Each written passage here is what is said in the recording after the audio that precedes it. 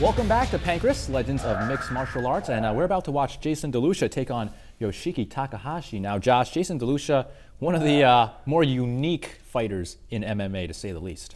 And it's really fitting for someone like DeLucia, where you've got the odd story of cursing one of his opponents with black sorcery, whatnot. And at the same time, DeLucia has a very unique style in the ring as well. Coming from that Kung Fu background, dabbling in Brazilian Jiu-Jitsu, now training in Pancrase and with the Lion's Den. It's really come with a very unusual amalgamation, but it's very successful for Jason. And let's see if, I don't know if he did curse Yoshiki Takahashi, but let's see how he does against him.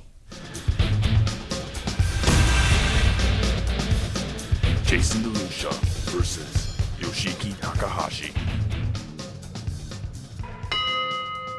How is Takahashi going to deal with the unique strikes coming from DeLucia?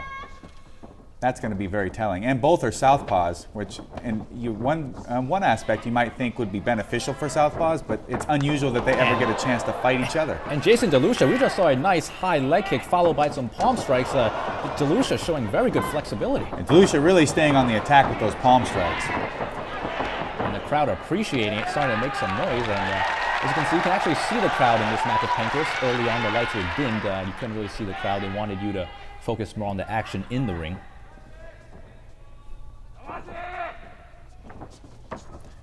DeLucia looking to land the kick. Nice side kick by DeLucia. Takahashi trying to figure out DeLucia's style here and look for his opening.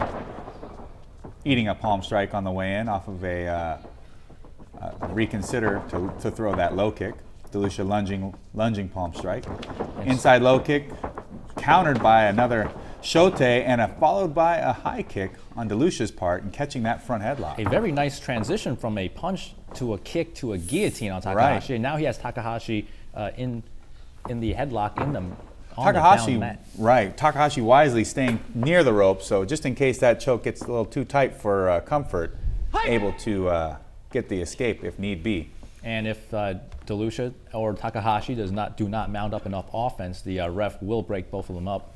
And you just heard the ref say fight, so of course he's encouraging the action, letting the fighters know if they don't do anything.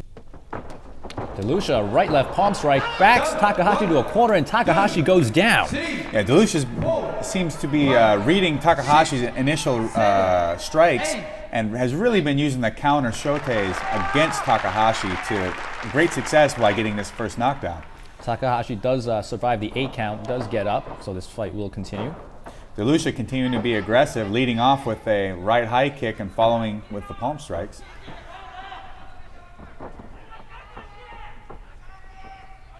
DeLucia has studied 5 animal kung fu, as you can see in his stance, and I think he might have grazed over the groin of Takahashi. The referee's going to assess a yellow card. I don't know about this one, Josh. That looked like incidental contact. Just a little accident. I agree, and I don't know. I'm trying to figure out which animal hits the other animals in the nuts. But the ref will assess a yellow card. So Josh, he loses a point, and if this fight doesn't end in a KO, that point could become costly. I agree, and nice lead high kick by DeLucia. DeLucia knows he's got to pick it up. But, takedown by Takahashi. And Takahashi perhaps feeling better about himself after that knockdown. It looks like he's got a little pep in his step now. Yeah, and it seemingly he gets that control by getting the takedown, and yet brings it back to the feet, met with a few shotes from DeLucia. And it doesn't look like DeLucia is letting that yellow card get to his head, still staying very aggressive. Yeah, and let me remark on this, in that is not the head referee from Pancrase that we're used to seeing, Hiroto. This is a different referee. Wow, as DeLucia scores again with the palm strikes and the high kick, knocking down Takahashi.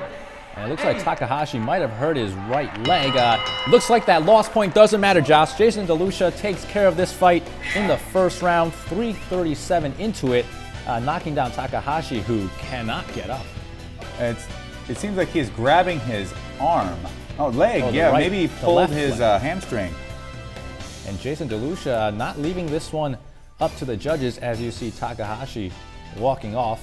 Are you a bit surprised at how this fight turned out? It looked like it was a seesaw battle. Well, you know, the thing about DeLucia is that he has such a unique style, and it's unorthodox. It can throw fighters off, and it can cause a lot of problems. And when you cannot find the rhythm of your opponent when you're having such difficulty adjusting to their techniques, and it can really it can cause a fighter to just almost seem clueless out there. It's not as if that they're not skilled, it's just that they can't figure out the puzzle that is their opponent's style. And the next fight we're going to see is Masakatsu Funaki versus Katsuomi Inagaki. And Josh, there's no way you can talk about mixed martial arts without talking about Funaki. Yeah, Funaki's a legend in his own right, and now coming back to fight within the MMA scene in Japan. At age 39, no less. At age 39. He's an incredible at 39, and if I hope that I can be in as great a shape as Funaki when I'm 39 years old. But on paper, certainly you look at Funaki and you think, Funaki and Inagaki, it's really not a very even match, but don't count Inagaki out. He's a very tough, wily veteran, and he's not in Pancrase for nothing. And let's see if Inagaki can pull off the upset. Katsuomi Inagaki versus Masakatsu Funaki.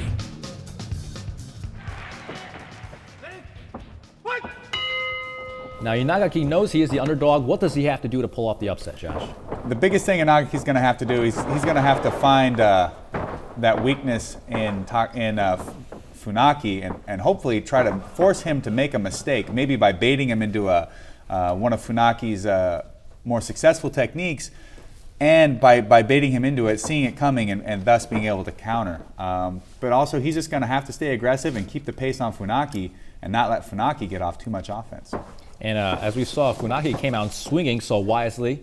Inagaki takes this fight to the ground. Working within Funaki's guard, Inagaki needs to watch out for the triangle, which Funaki has been very successful with in the past. Now, as we're watching, it doesn't look like Funaki's in too great a position, but this might be exactly where he wants to fight. Well, Funaki is a master grappler on the ground, and on his back or on top, as he reverses Inagaki to the mount position, he's dangerous everywhere.